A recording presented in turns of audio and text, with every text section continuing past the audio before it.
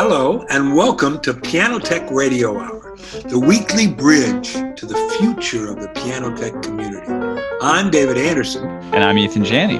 And we're here to ask great questions, and then we'll shut up and listen to some of the authorities, experts, and most outstanding personalities in our little world of pianos. So, put on your best set of headphones, and let's get started. Hey everyone, how's it going? Good to see you again this week. Welcome back. I hope you enjoyed last week's session with our new friend Jan from Puerto Rico. I really enjoyed meeting her, and if you're ever in Puerto Rico, I'll connect you and you can go pay a visit. I highly recommend you stay at her place. It's a piano technician's paradise. And sorry we didn't get a chance to talk tech as much as we might have liked to, but she's more of a creator and impresario, and had a great conversation though. Can everybody hear me okay? Getting me all right? Okay, awesome. So, and I see Carl Lieberman's here today. He's going to be here. He's going to be in multiple places. I got to visit Carl in this very house he's sitting in. Here, let me spotlight him for a second. So I got to hang out with Carl and see what it's like right outside that door, outside that window, sitting behind him. He's in Venice, California, and he let me stop by his house and pay a little visit, and we did a fun hour interview, and so we had a lot of fun, and that's what I'm going to play for today. But just like saying hello up front, we had a lot of fun, right, Carl? It was great. What an honor and a privilege to be interviewed. So yeah, and I won't take up too much time with the intro because we did a full interview, but we found out we have a lot more connections than we thought we did, which is pretty cool. We don't talk about it in the episode, but Carl and I've got a web that connects us in many ways. All right, folks. So what I'm going to do is, quick intro. This is Piano Tech Radio Hour, brought to you by Piano Technicians Masterclasses, cutting edge instruction from piano industry masters without leaving your home. Find out more at pianotechniciansmasterclass.com. We've got our convention coming up in September. We'll be getting you'll be able to sign up very soon, hopefully this week, and we'll get more information out there on that. And beyond that, we'll put some links in the chats for reviews at the end. You get your feedback, and feel free to have a little conversation while things are running in the chat. But without further ado, I'll play this interview that Carl and I did just a couple days ago in Venice, California, in his lovely home. Let me get that brought up here.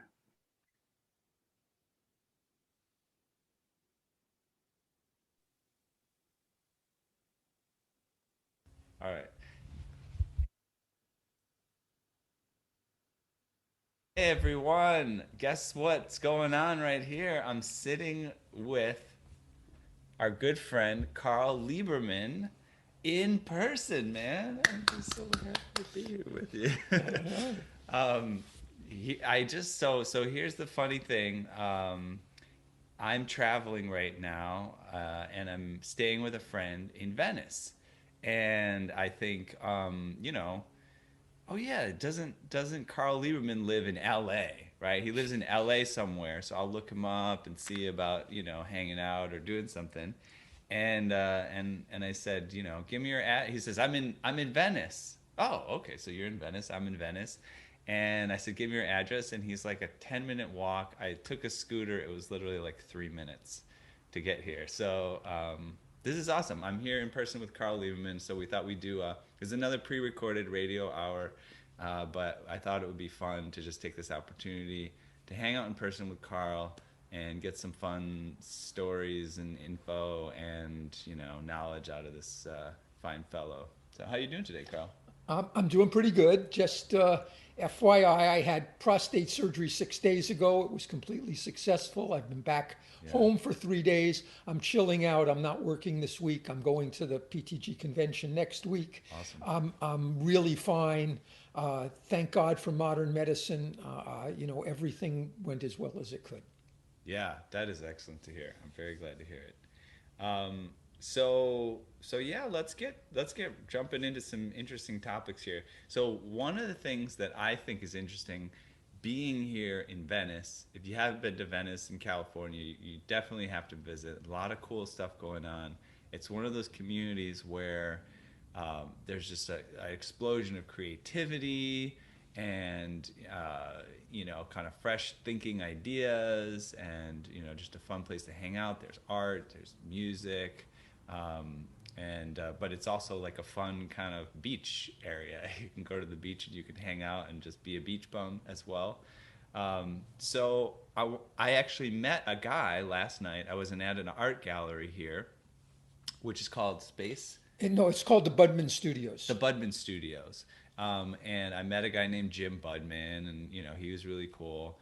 And he even gave me a pair of fun glasses, which he was wearing. He had these blue glasses, and I liked him, so he gave me a pair. But I was just talking to Carl, and I was like, "Oh, do you know this guy Jim?" He's like, "Oh yeah, I know Jim, right?" And I thought, "Oh, that of course you do, of course you do." And I think what we could talk about a little bit here is sort of networking as piano technicians. I think folks like Carl probably do a really incredible job of not having networking really feel like it's like this, because some people get like weirded out when they think about networking, like it's kind of sleazy and you're trying to get something out of people. But I feel like these relationships are a good example.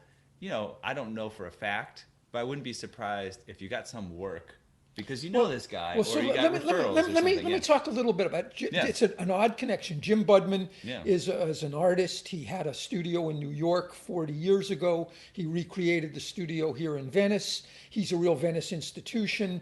He has this studio with 10 units, and different artists are in these different units. One of these units is from a friend of mine, Stanley Bishop, who's the technologist for that whole studio. He's a real artificial intelligence, machine learning guy. Mm. He and I have become friends over the last 5 years. I'm actually on the board of his foundation at Space Post, which is in the Budman Studios. And at Stanley, I was on the Piano Technicians Guild Foundation board. And a number of years ago, we put together an exhibit of from our museum in Kansas City, and we partnered with NAMM, and we had a display at the NAMM show in Anaheim. And I put together a history of tuning hammers and created a concomitant thing of a history of tuning hammers. We put this whole thing together at NAMM, and then after NAMM, this exhibit traveled to the NAMM Museum in Carlsbad, about 50 miles south of here. And my friend Stanley Bishop uh, got his crew, and they came together with Matterport cameras, and they recorded this Wow. entire exhibit when it was at the museum. And it's at ptgf.space. It's not up right now, but it will be, and we can see this whole thing. And by doing that, I met Jim Budman, and I met all the people at the studios. Hmm. And I just want to say, I've lived in Venice for 49 years. And I've lived in Venice for 49 years. I've lived in this house for 48 years. And Venice was a beatnik community. It's always sort of been a kind of the way we like to put it is Venice Beach where the debris meets the sea. And it's kind of the Greenwich Village of Los Angeles. But what has happened? It's being rebranded. It's being rebranded as Silicon Beach because down the block, less than a mile from me, is Google, and there's Snapchat used to have their headquarters here, and there's all these things. And so we have all these 30-something-year-olds who are super techie who have moved into the area. And one of the things that has been interesting through my friend Stanley, who used to work for Google, who's a real heavy hitter in the tech world, and I've met him and a number of his 30-year-old colleagues. And I'm kind of the mascot. I'm the old guy who they love that I'm interested in their stuff, and they love to hear stories about me and my life. And when 50 years ago I was a techie, but so I have contact with a lot of 30-year-olds, and I'm integrated in that little part of this community. And I've learned about venture capital startups. I've helped these people put together pitch decks, because even though they know so much more than me and I'm no secondhand, I'm just more literate than these people are. I'm better with language than these people are because I'm an old guy.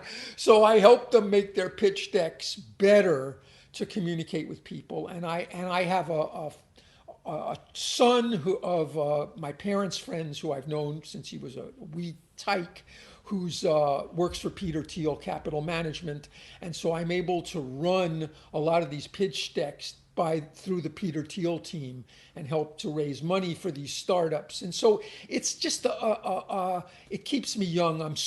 I feel so fortunate to have, just because of where I live, and I met Stanley in line at a local coffee shop here in Venice, and it's one of those odd connections that has turned into a real, genuine friendship.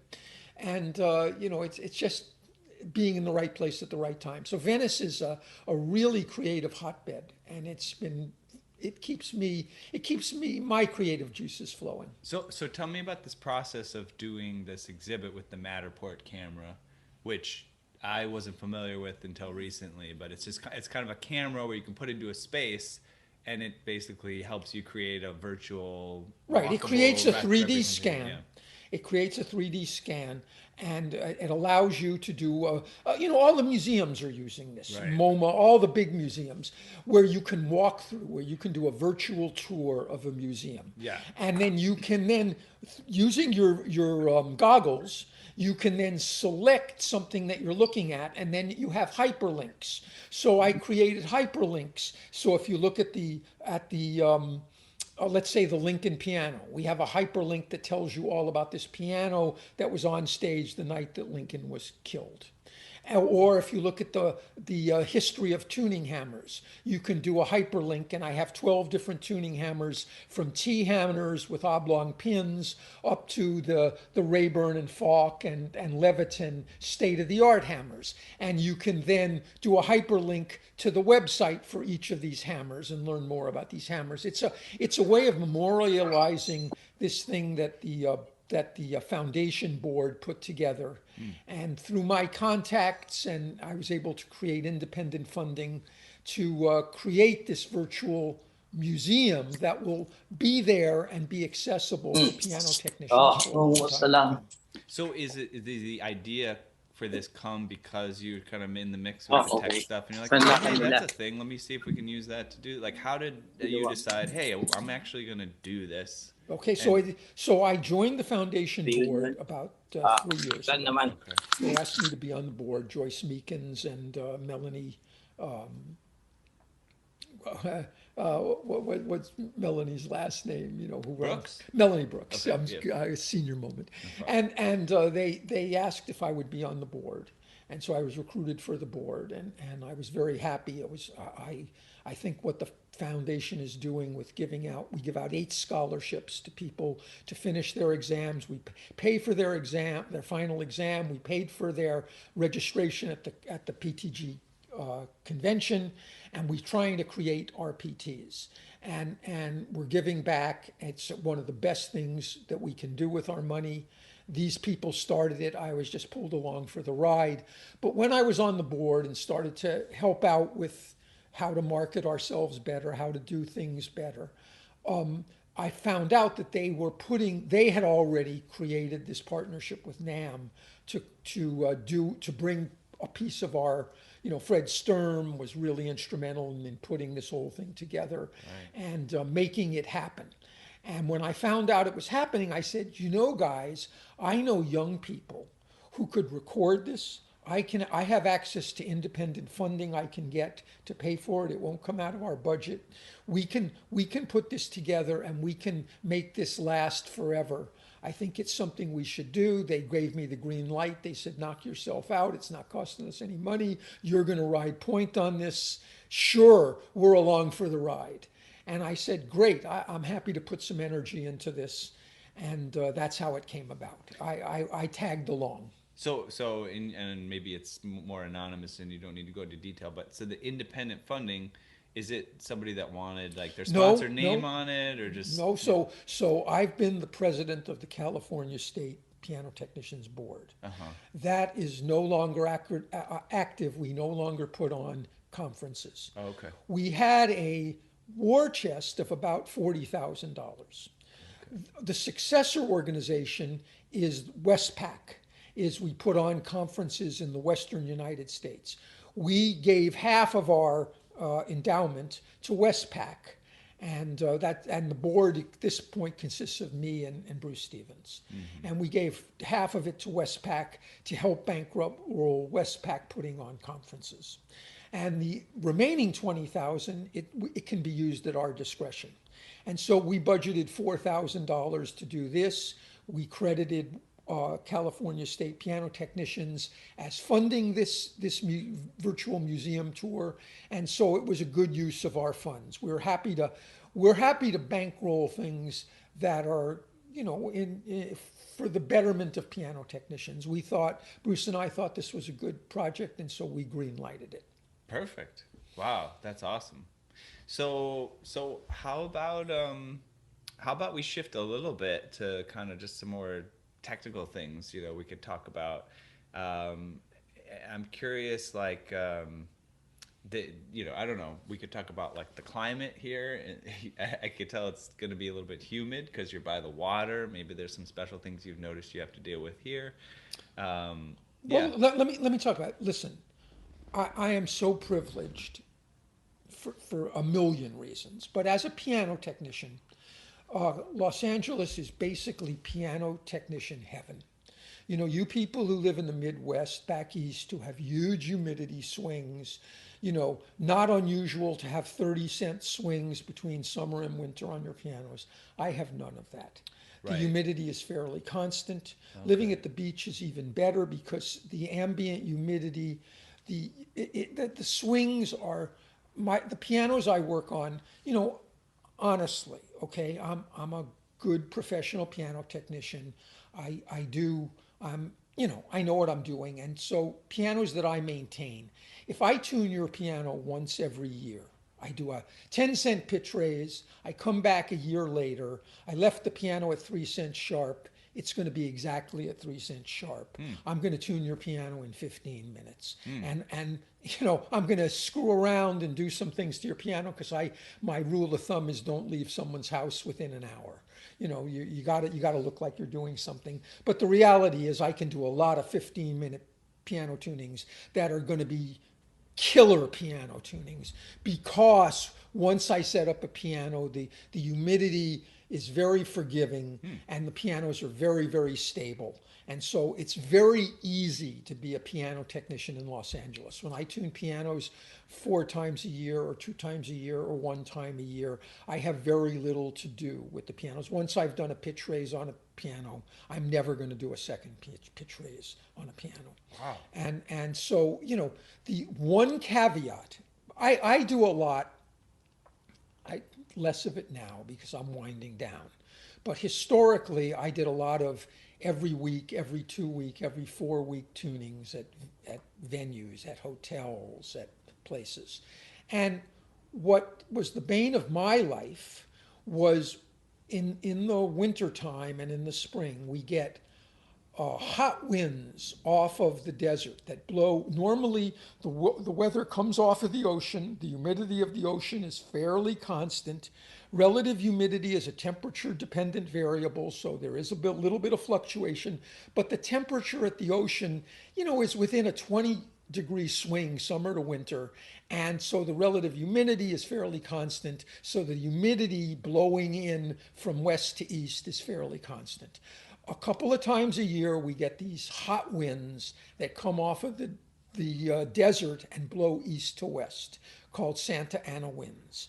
And these wipe out piano tunings, okay?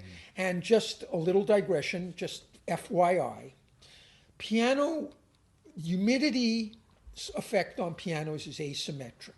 In other words, increases in humidity have a smaller effect on pianos than decreases in humidity. Why? The strings go over the bridge. It's not completely horizontal. There's a downward vector.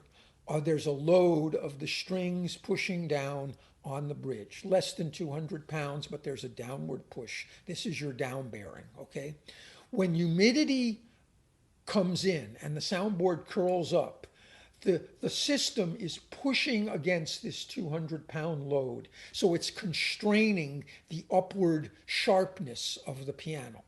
When the dryness comes in and the curve flattens out, you're going down in the same direction as the load.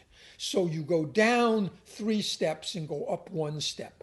That is why over time pianos get flatter and flatter, because every cycle the piano gets a little bit flatter than the previous cycle. Pianos do build back up when the humidity comes in. So as someone, and I'd like to talk, this is actually an interesting thing. I've discussed this with my colleague Dan Levitin, who is a giant in our field. But just FYI, a good friend, we were just in Brooklyn and had dinner with him and his wife. Oh, nice. Really wonderful. But how do you think about stability in pianos? I wrote an article about this for the journal called Stability, Stability, Stability. When I'm working in hotels or performance venues, jazz clubs, where I'm tuning the piano every week, and a Santa Ana's come in and they wipe out the tuning. They can knock it 5 cents, 10 cents flat, but mostly they take the lower octave of the tenor of the plain wound strings. They're kind of hinged from, let's say, 12 notes above the lowest note. And the lowest notes, let's say, may fall by 10 cents, and the upper note of the hinge may fall by 3 cents. And the question is, should I come in here? I'm a cyber tuner guy. I use Concert Smart Tune. I can do a 10-cent pitch correction on a piano that's concert ready in 1 pass. That's just the reality of it. And should I do that? Should I go in there and roll up my sleeves and just put it in Concert Smart Tune mode and correct those notes and retune the piano and say I'm on the job? And the answer is no. You shouldn't. Now, this is controversial. There are people who think every time you do a tuning, you should do the best possible tuning. I am not one of those people. I think of stability as an integral of piano playability over time. And so if I come in and do the perfect pitch correction, when the humidity now returns to normal, those notes on the lower end of the tenor bridge are now going to be 4 cents sharp. And which is, and then I'll have to correct it, and then it's a constant pitch correction, which becomes an asymptotic correction, getting closer and closer. What I will do in that situation is I will tune in fine tune mode. I will tune all of the notes to where I want them to be, and some of the notes, those 10-cent flat notes, will drop 2 cents. Okay. 2.5 cents. And I will leave the tuning with some of the notes at the bottom of the tenor section being 2.5 cents flat. Well, as long as the unisons are good, no one's going to hear it, okay? It's going to be good enough for the next performance. It'll be fine. But as the humidity comes back in, those notes will return to 0. And a week later, when I come back to this piano, lo and behold, it's going to be perfectly in tune and I'm going to have nothing to do. Okay? So I'm thinking about the long-term stability of the piano. And I do this whether it's a home piano, whether it's a recording studio piano, whether it's a stage piano, whether it's anything. I think of stability as an integral of piano playability over time. I'm not a fanatic of putting the best possible tuning.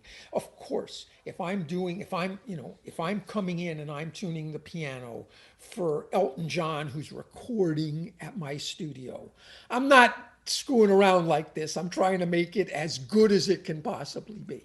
If I'm working at the concert hall where I'm working and, a world class pianist is playing the piano that night, I'm not thinking about playability over time. I'm trying to make the piano as good as it can be for the Right. concert that night. This Okay, there are times when I override this, but in most situations, I am taking a longer view.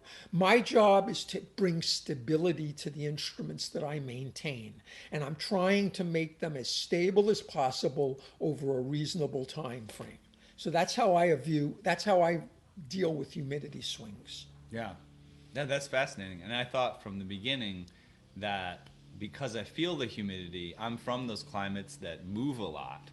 So then when I feel humidity, I think about, okay, well, the humidity is going to go away and then we're going to swing a lot. But as long as the humidity stays consistent, it's actually not bad, right? So, for instance, I've worked for Princess Cruises for the last 49 years. And so I've been on thousands of cruise ships over the last 49 years. I work for other companies, but I'm kind of the staff guy for Princess. And people naively think that pianos on cruise ships go out of tune all the time. There's all the humidity, there's the vibration of the ship, blah, blah, blah. Right now, I'm working for Princess. No one has been on board the ships for 20 months. The pianos haven't been touched. The cruises are just beginning right now in Seattle this week. Our first cruise just left from Seattle for a 1-week cruise. In 2 more months, we're going to begin cruises here in Los Angeles. So the ships, as they come online, what they have me do is for the 4 key pianos on each ship, I'm spending 3 hours a piano over 2 days to bring the pianos back. That means I'm doing a pitch correction. The pianos have gotten 15 cents flat. I'm doing a pitch craze and tuning. I'm leaving these pianos just killer in tune at 3 cents sharp. That's always my target.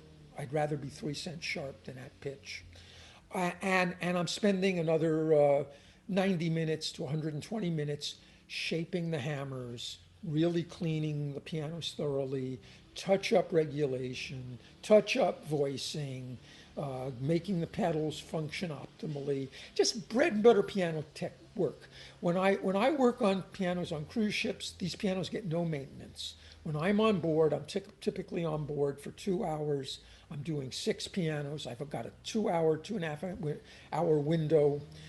The people who are sitting in the lounges don't want to hear me working on the pianos. They scream and yell at me. People are entitled, stop that. They scream at me.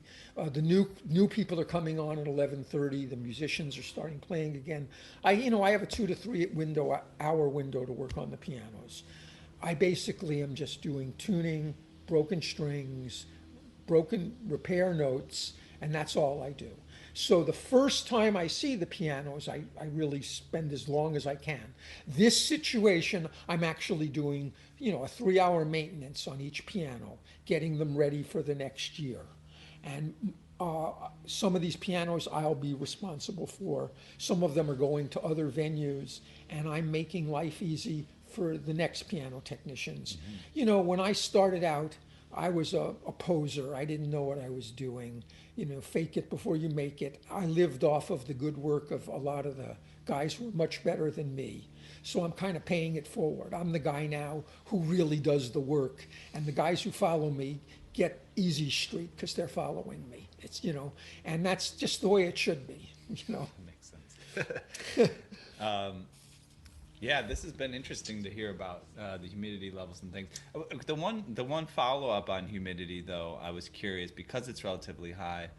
An extreme example, the most extreme humidity example that I had experience of was when I was in Cartagena, in Colombia, and I got to see some pianos there because I was traveling and I find it interesting to visit local pianos, and there was a piano in a hotel. Beautiful. I mean, man, if this piano had been really preserved, I think incredible. and I opened it up just to take a look inside. And I thought it was just scare tactics when, you know, Damp Chaser will say things like, you could have mold growing in your piano. Oh, you got to have your humidity control. Da, da, da. And I kind of thought, that's just, you know, that's just scaring me. Like, that's never going to happen. I've never seen. I saw it. I saw things growing on piano felt hammers and things like that, and I was like, whoa, man, that's scary. Do you see anything like that Well, here? Or so listen, let me tell you a story. No, no, this is piano tuner heaven. You okay, don't see a thing. I have pianos at the beach, really good pianos that after a couple of years, everything is rusted. Okay? okay, So I'm a big believer in putting string covers, high quality wool string covers in pianos. Sometimes I'll put a damp chaser rod, a 15-watt thing underneath. Mostly, though, I put the covers on. Okay, and the first time I see a piano, if they don't have rusted strings, I just tell people you got to spend $500 and put a cover on. Just you'll trust me, you'll thank me later. Okay, so that's the main thing. But my wife and I have traveled extensively. The last 20 years before the pandemic, every year we took a major vacation for 2 or 3 weeks every summer and went all over the planet. And when I travel, I always take a minimum set of tools with me.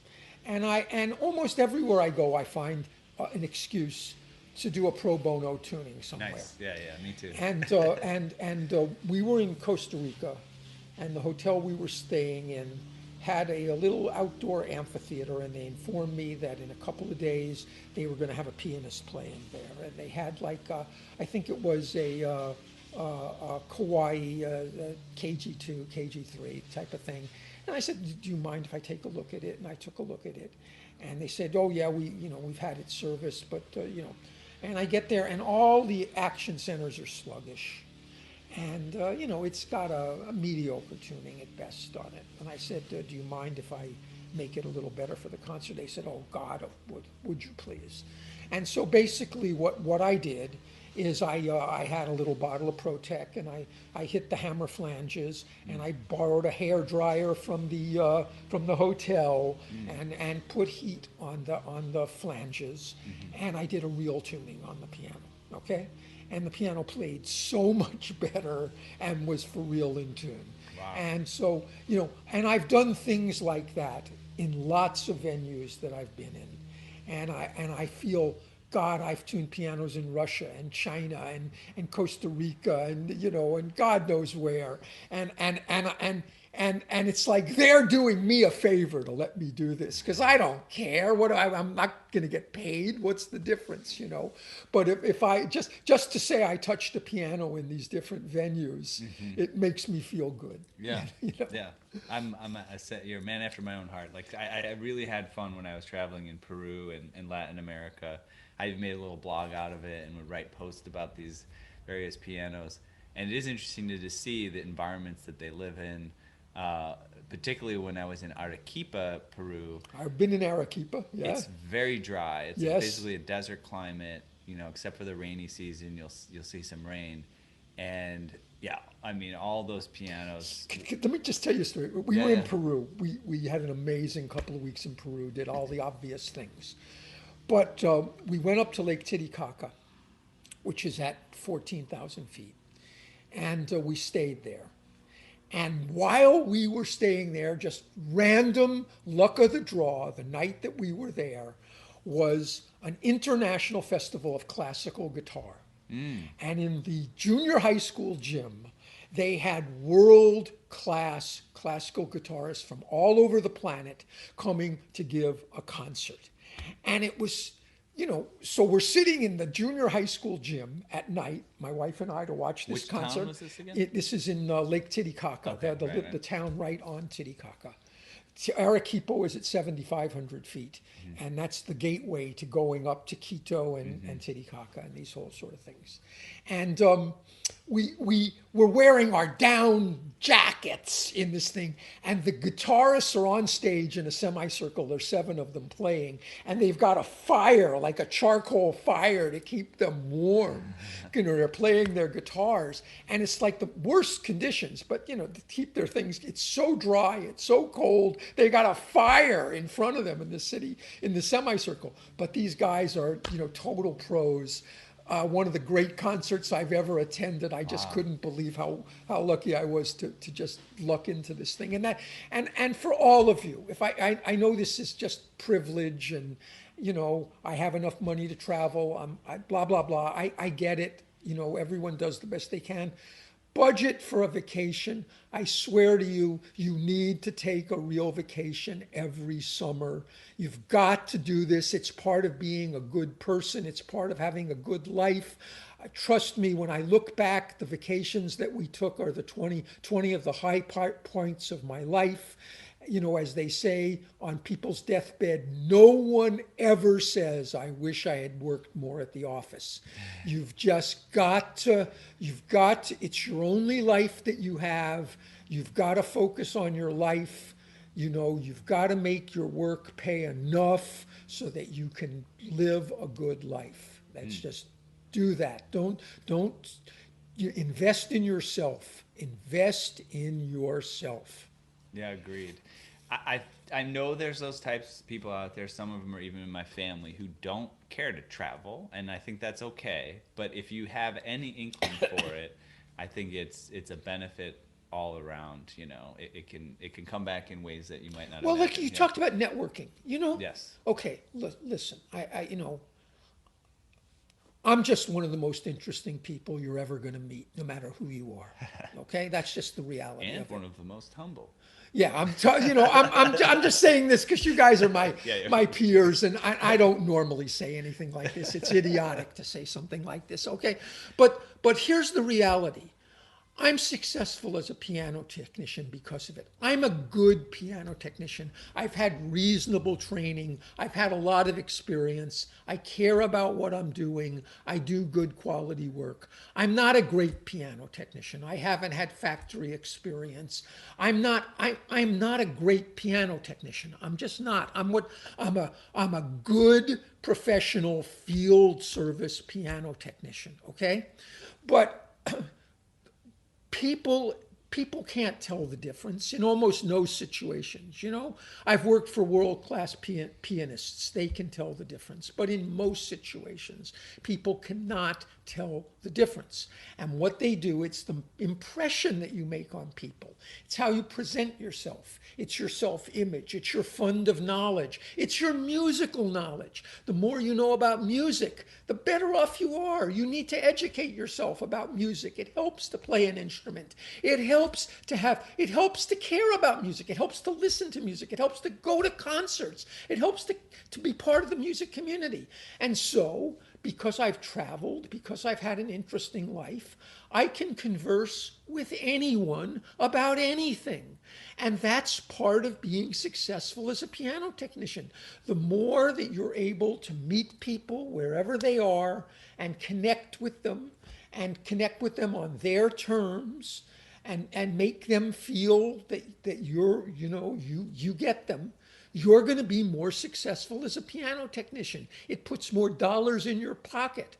So, be an interesting person, not just because you only get one life, and that's the number one commandment, lead an interesting life. It will help in your business to be a successful piano technician.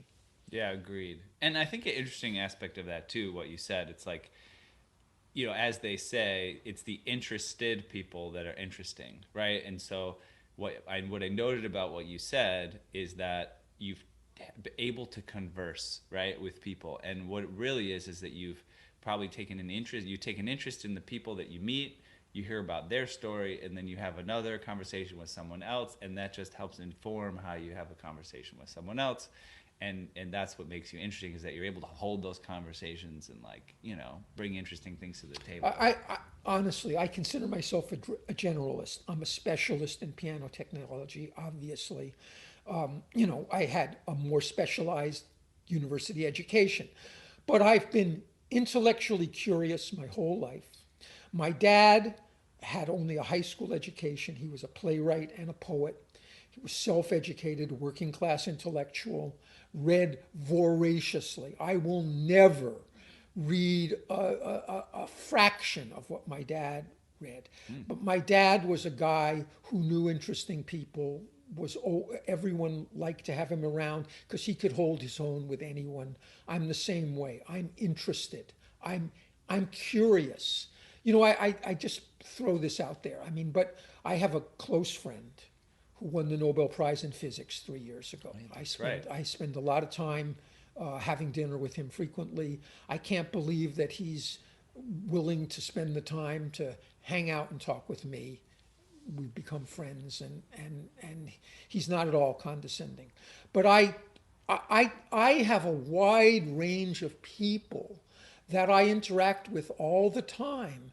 And it forces me to learn about what they do. And it forces me to be more curious. And it's a privilege to be around other people who are expert at what they do. And these people, by the way, are not above asking me about what I do, and they're curious about what I do. And so my friend Barry, who's the physicist, he just gave a talk in front of thousands of people worldwide on curiosity. This is someone at the highest level as a scientist in the world, and the thing that he is focused on, the thing that drives him, is curiosity.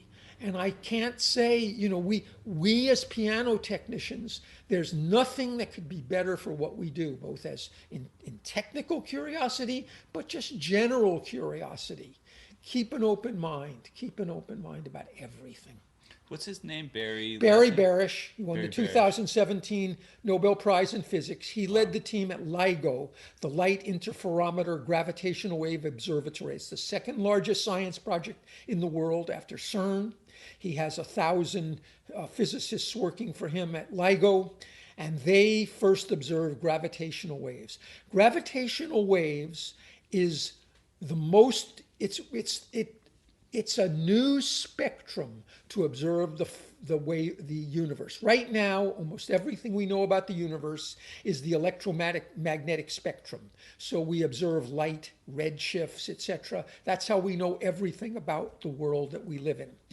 When very, very heavy objects like black holes or neutron stars have an event happen to them, they create a ripple in space-time. This was postulated by Einstein. And these ripples in space-time are what we call gravitational waves. The ultimate ripple is the Big Bang, okay? They measure these gravitational waves to a level of 10 to the minus 23rd. That's the finest level of that they can look at. And so when 100 years from now, as Barry said, it took us 400 years to really understand electromagnetism. It may take us 400 years, maybe we'll be better to really understand gravitational waves, but we may get back to 1 to the 10 to the minus 23rd of the Big Bang. That's about as close as we can get at this point. But we're going to start to understand, we're going to have a completely new spectrum to observe the universe with. This will be the gravitational wave spectrum. We've just, in the last 3 or 4 years, learned that it exists. We know very little about how to make sense of anything. We're learning, we're smart, we're getting better. It may take us 100 years to really start to make use of this. I suspect we're going to do it sooner than that. But this is going to be a whole other spectrum to understand the universe from. It's really significant. That's awesome. And then, you can make a gravitational wave giant piano where you play the pitches on the fabric of space-time, that would be pretty fun. No, imagine, they're measuring things at 10 to the, this is an interferometer. They send out light 2.5 kilometers perpendicular to each other, and they come back. And if there's a slight delay, then a gravitational wave interfered. Right. And this goes back to Einstein in 1916, had the incredible experiment where there was a a group of people who went to Kenya and watched the solar eclipse, and he's predicted that the waves coming around the sun from this solar eclipse would not take a straight path, and they would be get here a little bit slower. And in fact, we were able to measure that there was a slight time delay of the light coming around the sun on the solar eclipse. And it was the confirmation, the first real world confirmation for the general theory of relativity. And then Einstein went on to postulate that there would be gravitational waves and this whole thing. We're in a, human creativity is astounding. And of course, the set of things we know is infinitely larger than the set of things we don't know. So humility is always in order. Yeah. The set of things we don't know is infinitely larger. Well, I want to take it back to some piano stuff. That's been fascinating, though. And I would love, oh man, the fact that you get to talk to this guy is incredible. Back to what I was saying about being in Arequipa, just to finish up that loop. I found pianos, it's super dry there, and so combating dryness is, basically impossible. Like any soundboard's going to get cracks in it within a year or something. I mean, it's really terrible. An interesting situation. I was trying to wrap my head around how to resolve that. I mean, you literally can't just like put a room humidifier. Like the way that they build construction isn't even meant to enclose the humidity in a significant way. But this one guy, I went to this wealthy guy's house who had basically founded one of the major alpaca, clothing makers in Peru. It's a huge industry in Peru. And this guy had, he had like 7 or 8 hot, cars, historical cars in his little garage, and he had a piano in his house, and it was next to the pool, the indoor pool, and that was the best. That was the best solution to the humidity problem. Necessity is the mother of invention. I know he did not do that on purpose, but normally I would not advise you put a piano next to the pool unless you're in Arequipa. That's a brilliant thing because the ambient humidity, the pool is at a constant temperature. The ambient humidity is going to be pretty constant. Yeah, that's pretty great. The next topic I wanted to address with you. So I come to Carl's house and I'm looking around here. By the way, he's got all kinds of cool artifacts, which we always see him behind this wall, and then that goes out onto the street. That's where I'm always used to seeing him. So it's fun to be here in his space. Sorry, I won't be able to communicate it fully. But he's got some really, really cool artifacts here from his travels. And he showed me some things like that. But I also asked him, like, okay, so, do you have like a workshop space? What's this place like? What's your house like? How do you keep it? I know, and for my sake, for many of the past several years, I haven't been able to have a workshop space. Just the space constraints. I just moved into a house that has a garage, which is kind of nice. I can keep at least a piano in there to like tinker around with. But I think you said like you just got like a room with like a little butcher block in it that you can set like an action on top of. Got some jigs, but nothing fancy, nothing incredible. I want to hear more about it. So I've been doing this a long time. When I started, I had a really good butcher block with good lighting. I have the Jarris regulating jigs. And I would bring actions home, and I would, file a hammers or even replace a set of hammers or, do the whole thing, regulate the piano, do everything, and then return it. I haven't done that for 30 years. I haven't brought an action home, okay? I do everything at the piano. And I don't, it's funny. You should gravitate to do the type of work that you like to do. For me, bringing an action home and having an action job that I'm responsible for doing at home is like having a term paper that's due. It hangs over me. I don't like it. I don't mind working all day. I don't mind working every day. I don't mind. I like to go to work, but I do all of my work at the piano in the field. So in these days, it's very, very rare. The largest job that I would do is replace hammer shanks and flanges on a piano.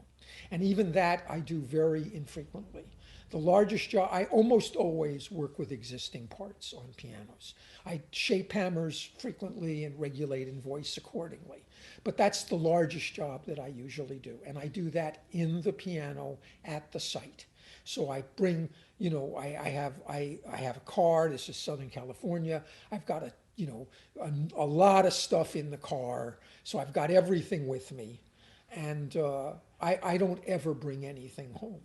Now, it limits me. There's a level of work that maybe I could or should do that I don't do, but I'm spoiled. I do the type of work that I like to do. And for me, that's on site at the piano. Dan Levitin, has put it this way. He's a field service piano technician. I would say the same thing. I'm a field service piano technician. Yeah. Yeah, and I think that's useful. I mean, just coming as far as I have, I mean, I've been a field service piano technician. At this point, I'm also like a piano technician community, ambassador or something, right? Like I found different places where I have a niche and I do something well. And I think that for the folks that are still trying to establish what they do, right? I think it's important to try things, right? Like to go ahead and try doing something. Don't be afraid to push yourself into things that you're a little bit intimidated by, right? But I think that that's a great thing to because I think it's easy when you're engaging with other piano technicians, and maybe you kind of even get a little bit of a vibe, like, oh, you don't recover keys. I mean, come on, like how easy is that, and it's like, yeah, I just don't do it, So let me speak to that. I'd like to, remember my dear friend David Anderson, co-host of the Radio Hour and a wonderful person. David, had so much wisdom that he shared with us. David talked about failing upward in his career. I can say the same thing. I have failed upward in my career. And what Ethan just said, don't be afraid to try things. The only way to get better at things is to try things. Give it your all, learn as much as you can. You're gonna make mistakes. The only people who don't make mistakes are people who don't do anything. If you do things, you're gonna make mistakes. Okay, and again, you know that little voice in our head, I'm not good enough. I'm around other piano technicians. They're so much better than me. They do so much more than me. I'm really a faker. I just do the same kind of BS stuff over and over again. Why am I an expert? Why are any of you listening to me? Oh my God, I'm pulling the wool over everyone's eyes. You've got to learn to control that voice. We all have that voice. No matter what level you're at, that voice will creep in there. I'm not good enough. Other people are better than me. Don't bullshit yourself. You've got to be honest with yourself. You've got to be honest with people. Try to get better. Do all of these things. I'm not making this a cop out, but that voice does no good for anyone ever. You've got to have positive voices. When I'm around other people, I want to be supportive of other piano technicians. David, God bless him, David was really an expert in many things in tuning, okay? But David always, no matter who he was talking with, he wanted to give you more confidence, to lift you up, okay? I'm not at David's level as a technician, but I want to do the same thing. When I'm talking to any of you out there, I want to make you feel better about yourself, about what you do. I want to empower you to do more. I don't want to intimidate anyone, and I have no business intimidating anyone. I'm not that special as a piano technician. Yeah, I think that's a great theme for the industry moving forward, and reaching into the past of just supporting each other's, greatness, and helping each other find our niche with what we do, and internally also the opposite of those voices that say, hey, a story from me recently, actually, it's sort of recently. So my wife used to be my girlfriend, right? We picked up a piano on Craigslist a cute little piano, one of these Melody Grands. Some people like them, some people don't. I think they're really cool. And we had this deal where we said we're gonna restore this thing together, and I'll work on the interior. She knew a little bit about refinishing. She do the refinishing, and we weren't sure, but we thought we kind of like fix it up and sell it. It has been like 10 years since we got that piano. And it actually is beautiful. She did most of her part of like refinishing it, and I actually did like from the get-go. I got really ambitious and I re-regulated it. It played, you wouldn't even believe how great it plays. But it needed new keys, and I brought up key recovering earlier, and they just had chips on the tops, and it's like, come on, you got to get these keys recovered. And I just kept telling myself, Ethan, you got to do that. I mean, that's a thing that you've got to do. But as I said earlier, we went from place to place to place. I didn't have a router. Like, I didn't have, all of the jigs and things where it just makes it quick and easy to recover keys. But I kept telling myself and being sort of down on myself that, like, I should be the one that does this because I'm going to restore this piano. And finally we gave in. and just like maybe like 6 months ago, and sent out the keys to this guy. If you haven't used him yet, I don't know. There's plenty of resources, but there's a guy named Michael Curta. That's all he does. He's great at it. He just does it. He's great he does at a it. great job. He knows, there's no questions about it. You just put the keys in the box, you ship them off to him, and he ships them back to you, and they're all packed up nice and ready to go. And you just have to install them, which is its own thing, But like he has them pretty much ready to go. And I'm just so glad that we went and took that step because it was so stressful. So the other side of like telling yourself in the voices of what you're not good at, it's not that you're not good at it, it's maybe not your thing, is like thinking of the things that you are good at, And I remember early on in being a piano tech, I would tune a piano and for this, working for a store, and be like, Ethan, this sounds great, man. This sounds really good. Oh, we're going to send you out to these customers' homes. It'd be like, this is great. This sounds excellent. You're doing a great job.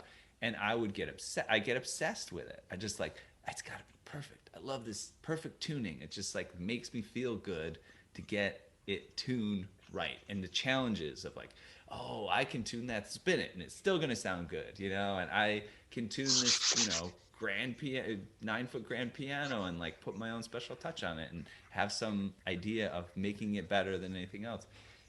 Like reinforcing those voices in your head that you realize you're good at something, and that can be your thing. But let me put a caveat. I'm just tell my story. I learned in a store. The store had a rebuilding shop. I spent 6 months going around the different stations, learning the basics of the repairs. I spent 6 months every day having the owner teach me to tune. I've told before I got terrible tuning instruction. Then they unleashed me on the world. I started working for the stores and I started getting private clients. And I worked for about 6 years before anyone who knew anything was really scrutinizing me. And so I was like you. I wanted to do a good job. I got better. I was convinced I was doing better. I was going to people's houses and people said, oh, that sounds great. And what do they know? They told me I was doing a good job. And I was puffing myself up and feeling I'm really good. And this is a little pitch. All of you who are not in the guild, join the guild. Mm-hmm. You're making a mistake. You owe it to yourself. You owe it to the profession. But 6 years in, a friend of mine invited me to a guild meeting, and I went to this guild meeting, and it was down in Kauai, America, here in Los Angeles. And at that point, George Diefbaugh and Ed Whitting were the kind of factory reps, working at Kauai. And they put on a tuning show, the first guild meeting I went to. And Ed Whitting, who's just an absolute master, he worked for the LA Phil for 12 years. He's a technician's technician. And George Diefbaugh, who ran the piano technology program at LA Trade. So what I've done is I've one of already the original founding members of the guild. These guys were phenomenal. I've already aligned the hand. They gave of themselves. They gave back to the profession. Ed still does. I don't And usually so they did a tuning thing. They took 2 Kauai consoles. At those days, the Saito tuner had just come out. This is 1978. Ed tuned the piano using the Saito tuner. Hello? George tuned using his temperament, and then every note outside of the temperament, he went up and down, tuning thirds, tenths, and seventeenths, making the tenths a little faster than the thirds, the seventeenths a little faster. Never played an octave, just thirds, tenths, and seventeenths. He zeroed his octaves in that way. And I watched the two of them tune the piano. I sat there and watched them both do it. Then I listened to the pianos, and then they tested the pianos. And they played fourths and fifths and thirds and sixths and tenths and seventeenths and double octaves and twelfths and nineteenths, etc. And it was like so mind-blowing to me, because here I was doing a temperament of octaves and fifths and tuning up and down by octaves. And I thought I was doing a good job. I never played double octaves. I never played twelfths. I never played tenths. I didn't know squat, in reality. And I was exposed to really excellent piano. And that night I joined the guild. And that night I started really the second phase of my learning, when I realized that I had been faking it for all these years, and I had been kidding myself, and I hadn't been around anyone who really was competent to judge my tunings. Right. So, it's really important, if you get a chance to be able to tune for someone. God bless our friend David Anderson. David was an oral tuner. I've been in many classes with David. David gave an oral tuning class years ago that I attended. I sat there with Dan Levitin, and after the class was over, we went over and listened to his tuning and critiqued it. And we had our own critique of David's tuning, but David was willing to tune in front of 1 million people, and he had the big cojones, man, and it wasn't he was willing to put himself out there. And when David was practicing for the Masterclasses that he did for Ethan, he invited me over to come and help him prepare for the classes, and I listened to him tune, and the two of us interacted, and I gave him both my oral and my digital critique of his tuning. And I say to you, if you have an opportunity to have someone who's really good do a critique of your tuning, don't be afraid. Don't be afraid of how you're going to be. This is an incredible opportunity to get feedback from someone who knows. The only people who really know what we do are other piano technicians and the very, very occasional pianist. Okay? If you have a chance to have your work critiqued by another piano tuner, do it. Do it. It's, you should build yourself up. You should be confident. You should have a positive voice. You should be like Stuart Smalley on Saturday Night Live. I'm good enough. I'm smart enough. And gosh darn it, people just like me. Yeah, do that. That's the right thing to do. But don't read your press releases.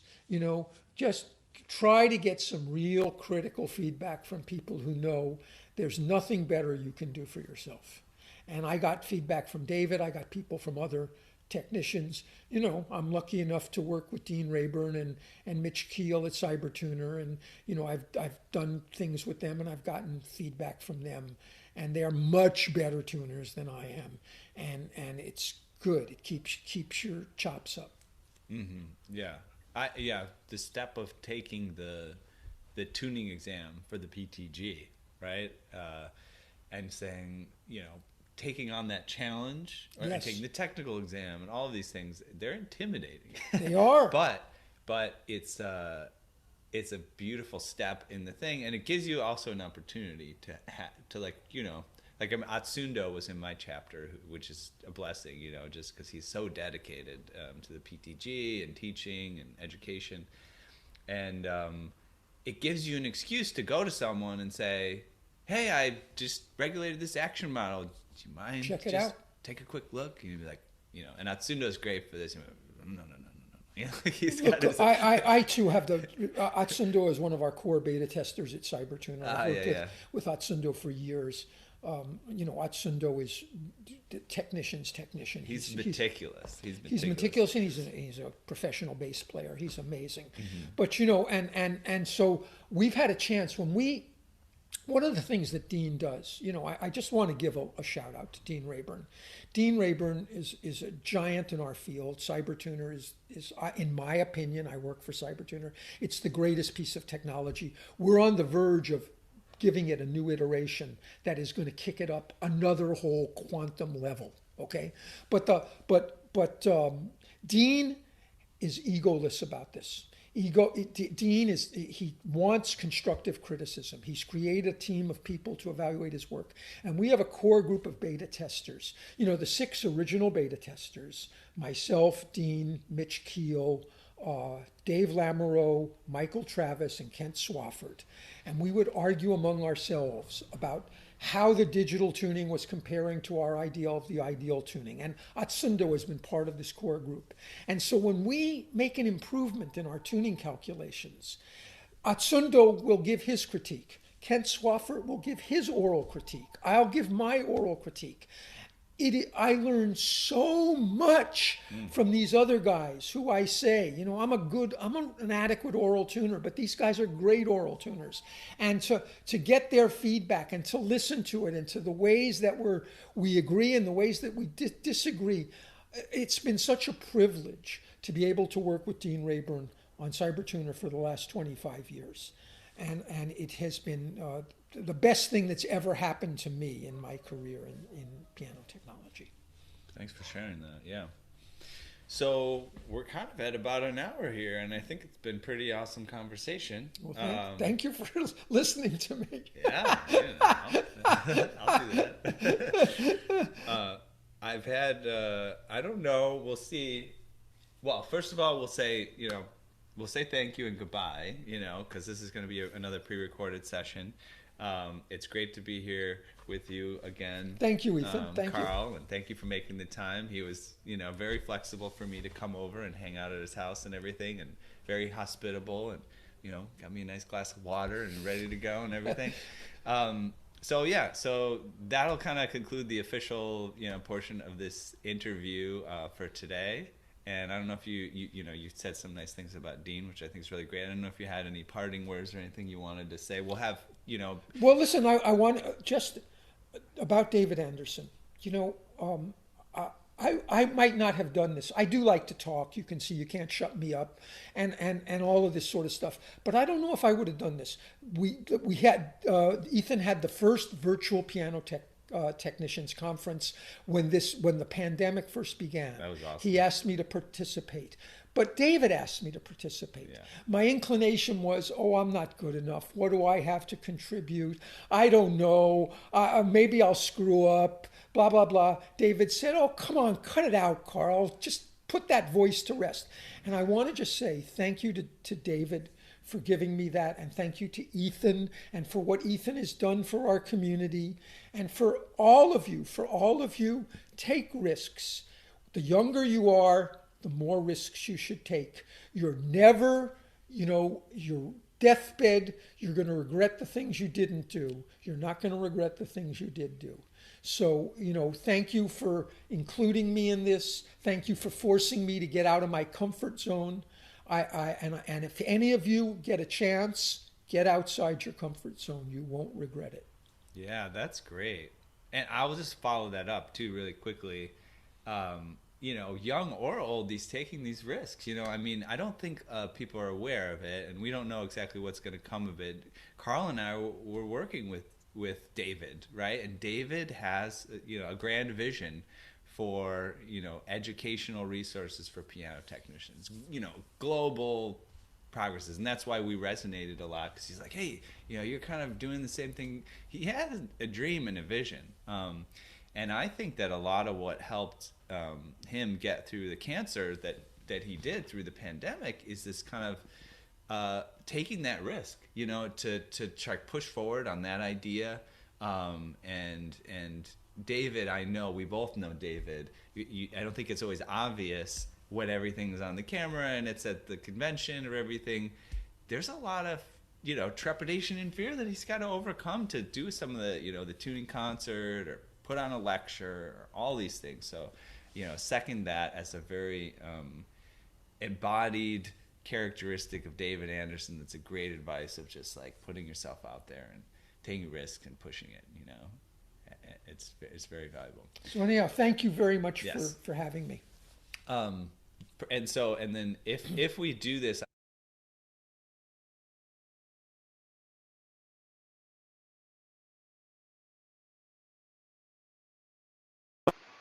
Hey guys, Yeah, thank you. Thank you again, Carl.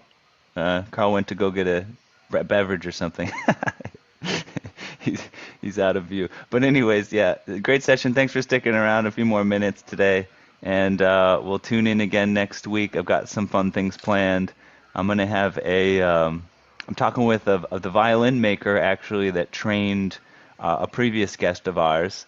Danny Canetop, the violin maker that trained him, is interested in coming on and sharing a little bit of cross instrument knowledge. And we might have Danny come on again soon to talk about hand tools and a lot of great stuff planned. So we'll see you in future weeks. And thanks for sticking around, folks. Bye bye.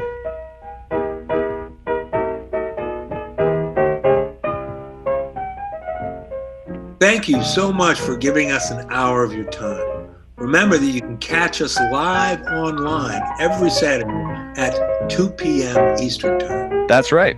Go to pianotechradio.com to register so you can interact live and ask questions of our guests. See you next week.